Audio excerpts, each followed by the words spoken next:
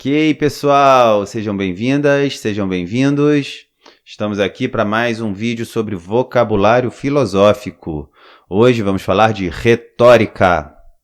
Não sai daí.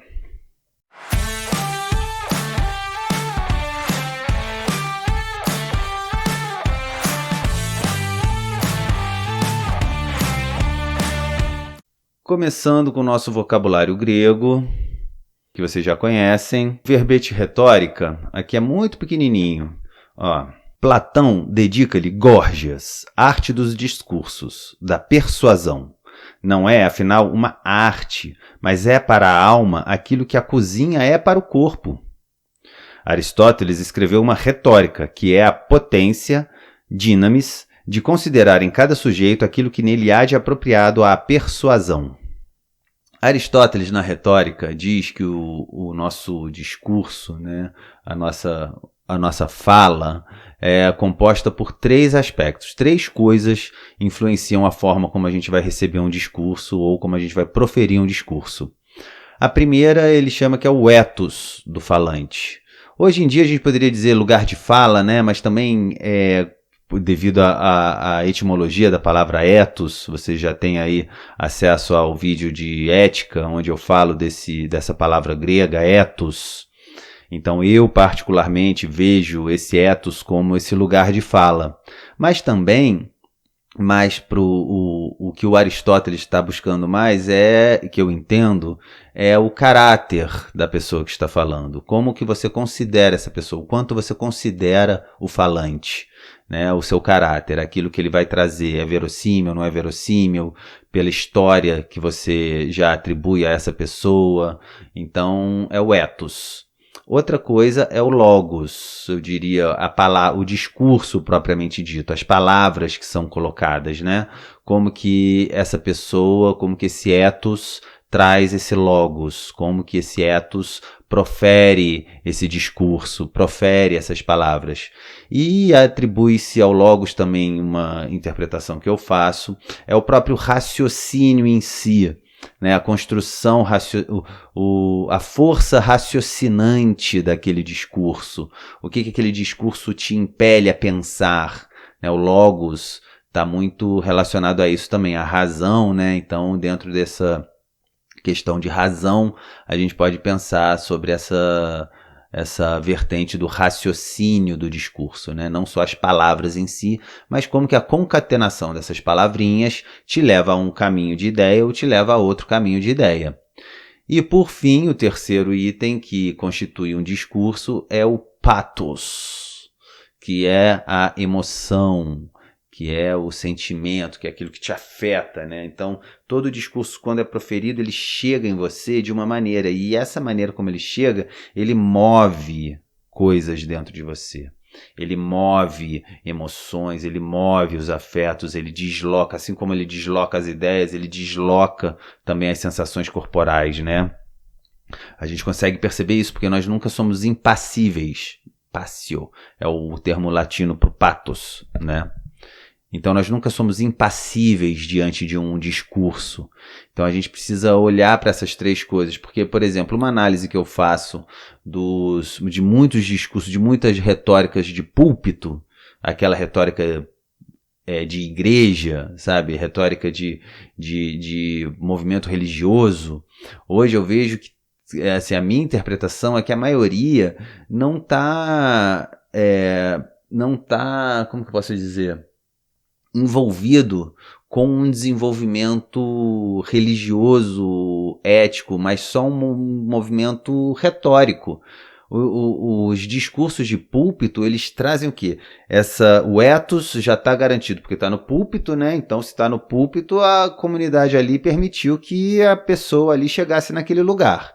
Ok, esse ethos já está garantido pela sociedade, afinal, ele está num púlpito, ele está o pastor, o padre, o comandante religioso já tem esse ethos garantido.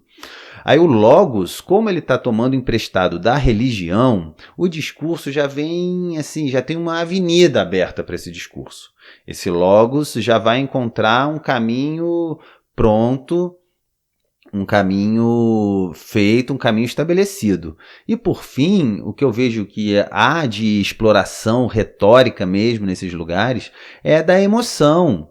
É da emoção. Hoje você vê pastor que se ele não está inflamado, entendeu? Ele não está fazendo um bom trabalho. Então eu vejo que muitas questões religiosas acabam sendo, uma palavrinha que eu adoro, obnubiladas, entendeu? As questões religiosas ficam encobertas por esse discurso, por esse patos, entendeu? Por essa emoção exacerbada, e dentro dessa emoção a retórica se faz presente e acabou aí, entendeu? Você lê, se você quer ter um contato com as ideias religiosas, vai ler o livro religioso, vai ler a Bíblia, vai ler o Bhagavad Gita, vai ler o Alcorão, vai ler as histórias dos orixás, entendeu? Você tem acesso a muitas fontes que não dependem dessa condução emotiva, entendeu? Mas o que a gente procura na igreja? Muitas vezes a gente procura essa sensação de estarmos vivos. É isso, eu quero ser impactado por um discurso, e esse discurso vem por esse comandante, por essa pessoa a quem eu dei essa autoridade. O ethos ali já está dado, e eu sou quem deu essa autoridade. Então eu estou disposto, eu estou aberto, eu estou com as minhas armas críticas baixadas, eu estou querendo ser levado. Então a gente precisa ver mesmo, inclusive a politização de costumes que a gente vê no Brasil e em muitos lugares, os religiosos entrando na política, é para concretizar essa retórica, entendeu? Se você for olhar, o que eles propõem de política? Eles não propõem nada, eles propõem costumes, que é isso, é regrar o comportamento alheio. Enquanto que Deus mesmo, essa força, está muito além dessa situação, e eles ficam usando da confiança que seu povo dá no púlpito para trazer esses elementos e desviar o raciocínio. Porque é isso, o logos está presente também, não são só as palavras, mas sim o que está se raciocinando. Então a gente fica discutindo costumes, como se Deus estivesse preocupado com isso, sabe? E não conseguimos observar o quanto de interferência uma pessoa quer dar na vida da outra, o quanto de poder que uma pessoa quer por usar a retórica e conduzir assim a sua congregação, conduzir assim aqueles que estão à mercê do seu discurso. Eu usei o exemplo religioso, mas a gente pode levar também para o exemplo político, né? Tanto que a gente aqui no Brasil tem essa mania de personificar as políticas, né? A gente fala de políticos, mais de políticas, e nos grupos que eu participo de discussão política eu já deixei claro de que eu não defendo políticos, eu defendo políticas e busco aqueles políticos que mais me representam na execução dessas políticas. E essa é a diferença. A gente precisa conseguir distanciar o indivíduo das suas ações, o indivíduo dos seus discursos, para a gente conseguir ver exatamente o que a gente está apoiando quando está apoiando um religioso, está apoiando uma religião, está apoiando uma ideologia política. Tá certo? Então eu fico por aqui. A gente já está começando aí o 2º ano de produção desse canal e vamos continuar produzindo, vamos continuar pensando, porque o pensamento não para, não para. A meditação nos ensina a não nos apegarmos ao pensamento e não a parar de pensar, porque é impossível parar de pensar. Então, na meditação, existem meditações ativas, como a de Descartes, nas suas meditações metafísicas, onde ele fundou o cogito e estabelece umas verdades primeiras para a modernidade, apesar de toda a religiosidade impregnada naquela ontologia, que eu já comentei também na nossa playlist de ética, no comecinho dela, vocês podem ver. E meditações passivas, meditações em que a gente simplesmente busca tranquilizar a nossa mente, deixando os pensamentos passarem, sem se apegar a eles. Então eu estou aqui propondo que a gente consiga fazer os 2 tipos de meditação. Uma meditação ativa, pegar um tema, pegar uma situação, pegar uma palavra e vamos meditar sobre isso. Vamos meditar.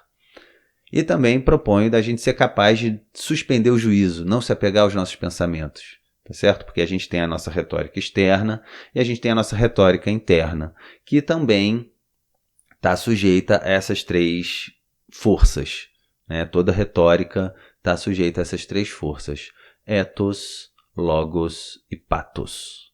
Ok? Beijão para todas, todos, todes, quem está aí me assistindo, e a gente se vê de novo. Até já.